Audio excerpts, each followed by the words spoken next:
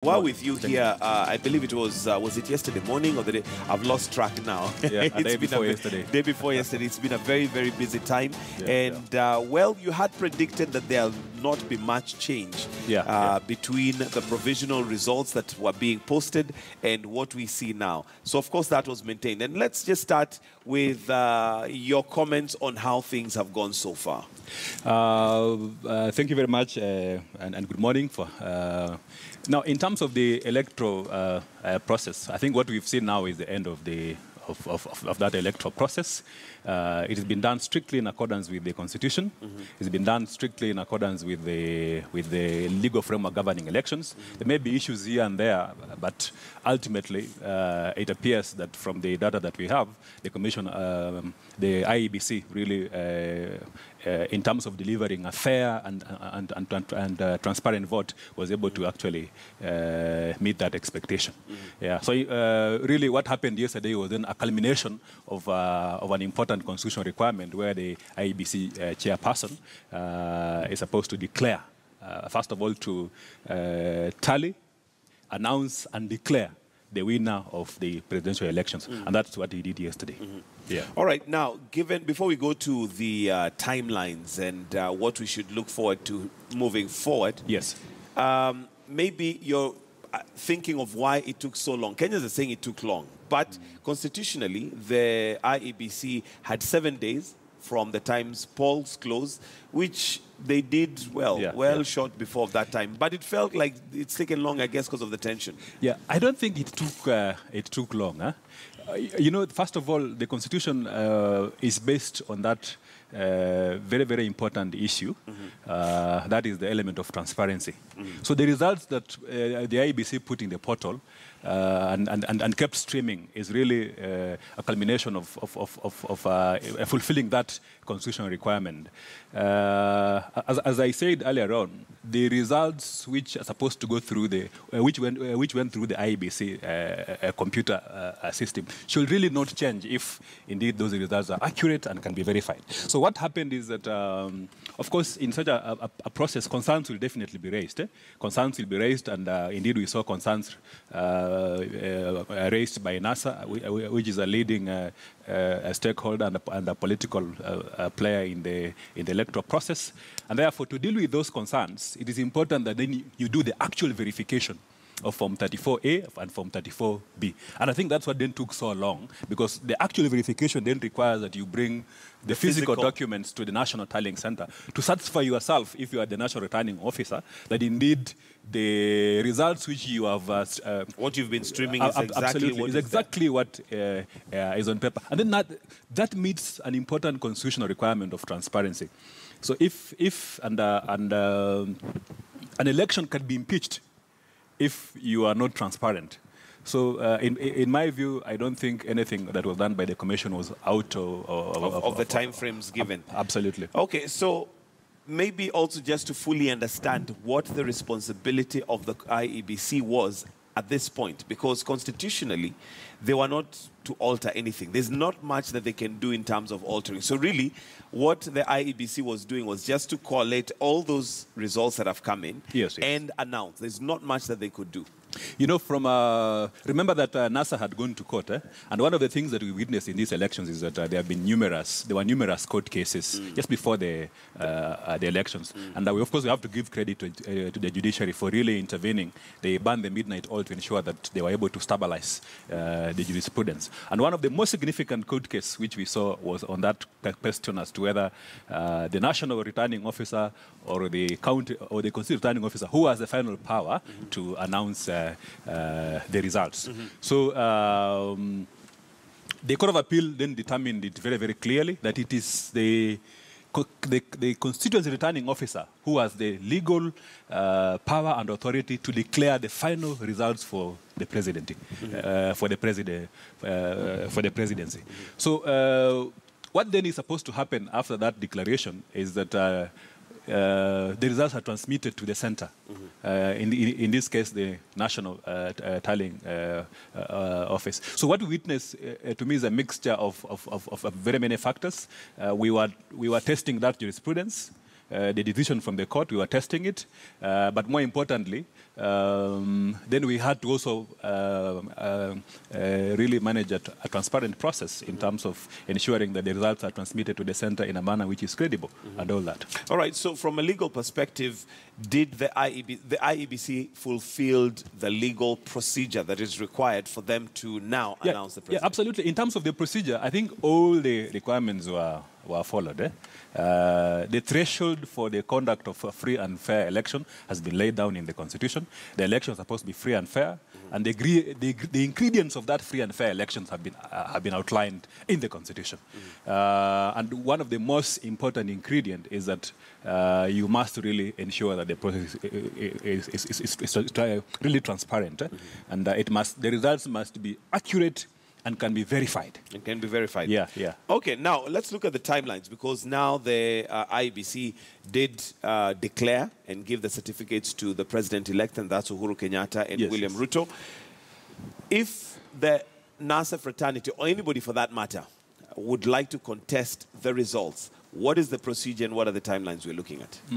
First of all, it's important to explain that, and of course we saw yesterday when Orengo said that the Supreme Court is not an option. I think anyone who has credible evidence that meets the constitutional, legal and factual threshold can actually go to court to impeach the results. And in terms of the timelines, they have 7 days from yesterday. That's a constitutional timeline. They must file the petition within the Supreme Court within 7 days. After that, the Supreme Court has 14 days to hear and make its question. To hear, of course, and make a decision. There are two perspectives there.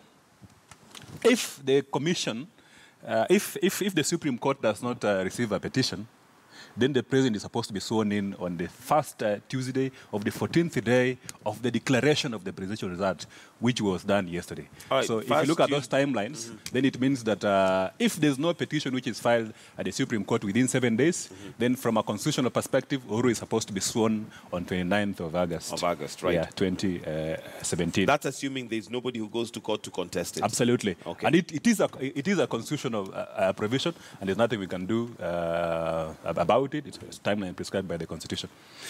If the petition is filed in the Supreme Court, and of course they meet all the timelines. 7 days you file your petition in court, and then the Supreme Court has 14 days to make a decision. If the Supreme Court dismisses that petition, then the president is supposed to be sworn in within 7 days. Actually, on the 7th day after the decision has been made. Yeah, from the Supreme Court. Okay. However, if the Supreme Court determines that the elections were invalid, for whatever reason, that means that then we'll have fresh elections within 60 days.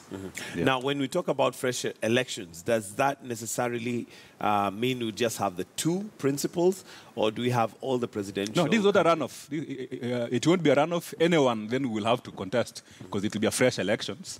Then all the requirements in terms of vying for that elections will then be met by anybody who want to participate in those elections. There are no constitutional restrictions on anyone who can, on anyone to participate in an election, which have been called by the commission, pursuant to an order of the commission. Okay, so that's basically the timelines that we are looking at. And generally speaking, looking at the figures that came in, because one of the bones of contention from NASA was the fact that they said there was the Form 34B and Form 34A were really, I think we've had enough of those forms over the last few days. But just to explain why they were important and what exactly we're waiting for, first of all, to differentiate between Form 34A and Form 34B, and why they were crucial and critical in the decision-making for IEBC. You know, of course, the Form 34As are really very important documents. These are documents which are filled by the presiding officer. If you go to a polling station and you make your decision, and then the polling station is then closed for purpose of counting. After the counting of the votes, the presiding officer in that polling station is supposed to fill the Form 34A for purposes of determining the outcome of the presidential election in that particular polling station. And remember, in view of the fact that there are very many polling stations, then you're expected to have numerous Form 34S. It explains why the Commission was talking about 40,000. 40,883, which is basically the number of polling stations that are out there. Absolutely. And of course, then you can say that in terms of the verification, you really must get all those documents to ensure that the outcome which you are announcing to the public really meets and coincides with what was done at the polling station. After that, the results are supposed to be transmitted, again electronically, and physically. The Form 34A is supposed to be physically taken to the constituency returning office.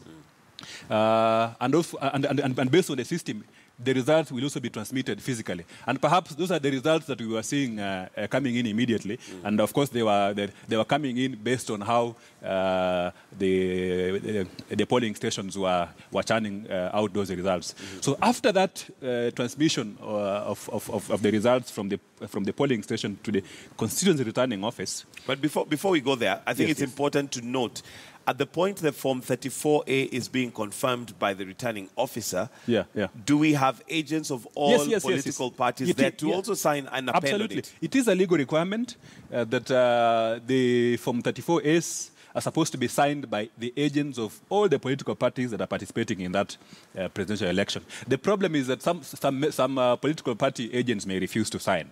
And when they refuse to sign, then the presiding officer is supposed to make that note on the form itself.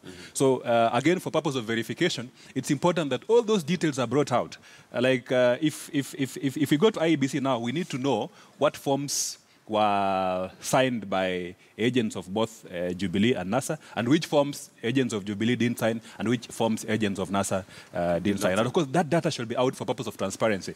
And in cases where all the agents have signed the Form 34S, then they are supposed to ideally really take note of that content and then transmit it back to their respective tallying centers for purpose of either verification and all that. All right. And, well, this is Kivumbi 2017, the weekend edition, and we want to take a short break. We're basically just looking at the timelines that we have as a country, and these are constitutional timelines, given that now IEBC did declare and issue the certificates to President-elect Uhuru Kenyatta and William Somei Ruto. So we are going to take a short break right here on Kivumbi 2017, but we'll be right back, where we've also got more stories that are making headlines, but also looking at what does it mean for Kenya? What's the way forward? Do stay with us.